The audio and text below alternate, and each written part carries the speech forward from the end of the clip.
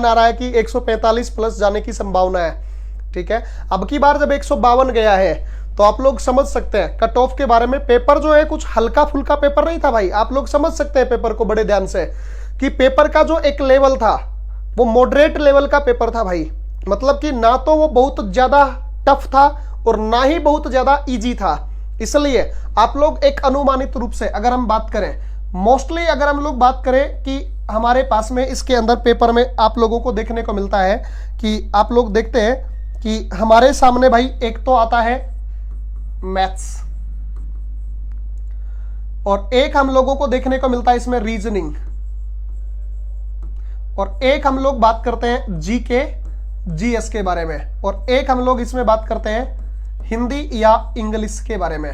ठीक है, यही हमारा सेक्शन होता है और क्वेश्चंस इसमें भाई 20 इसके आते हैं, 20 इसके आते हैं और 20 ही इसके आते हैं। मतलब सभी सेक्शंस के 20-20 क्वेश्चन आते हैं, लेकिन एक एक जो है इनके अगर क्वेश्चन की बात करूं तो ये है और नंबर्स की बात कर ली जाए तो आप लोग बताते हैं भाई इसका 40, इसका भी 40, इसका भी 40 और इसका भी 40, यानी कि हमारे पास में नंबर जो हो जाते हैं वो टोटली 160 नंबर हो जाते हैं। कितने हो जाते हैं? टोटल 160 नंबर हो जाते हैं। और ओबीसी की फीमेल कट ऑफ कितनी जाने की संभावना है? 135 बता रहे हैं नितेश सैनी। ठीक है, देखो ध्यान से, अनुमानित अगर हम लोग बात करें कट ऑफ के बारे में, एसएससी जीडी कट ऑफ के बारे में अनुमानित बात करें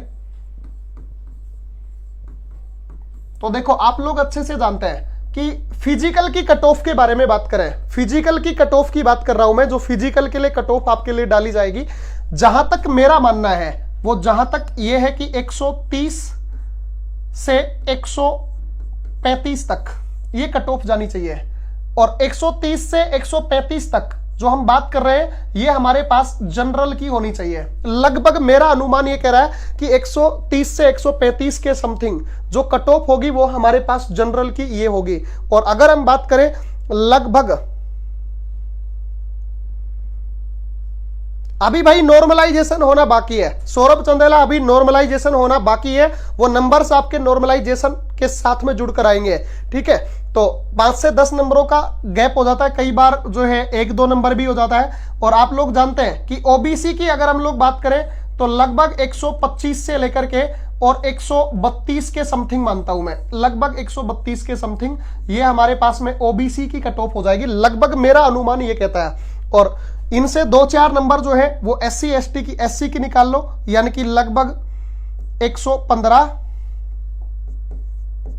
से 120 के समथिंग ये हमारे पास में एससी की हो जाएगी और एसटी की लगभग 110 से लेकर के 115 के समथिंग ये हमारे पास एसटी की हो जानी चाहिए। लगभग अनुमान ये कह रहा है कि लगभग ये कट ऑफ आप लोगों को देखने को मिलेगी। मेरा अनुमानित, जहां तक मेरे पास जो रिसोर्स, जो आंकड़े मिले हैं उन आंकड़ों के अनुमानित रूप से मैं आप लोगों को बता रहा हूं और अभी इसमें नॉर्मलाइजेशन होकर के आपके सामने जुड़कर आने वाले हैं सारे के सारे पॉइंट। ठीक है, और सौरभ टेंशन करने की जरूरत नहीं है, फाइनली सिलेक्शन है तेरा। ठीक है, टेंशन मत कर तू।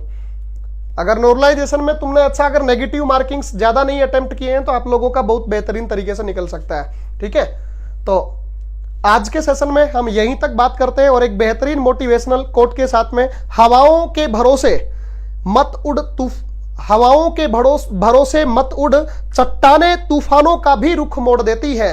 हवाओं के भरोसे मत उड़, चट्टाने तूफानों का भी रुख बदल देती है या मोड़ देती है।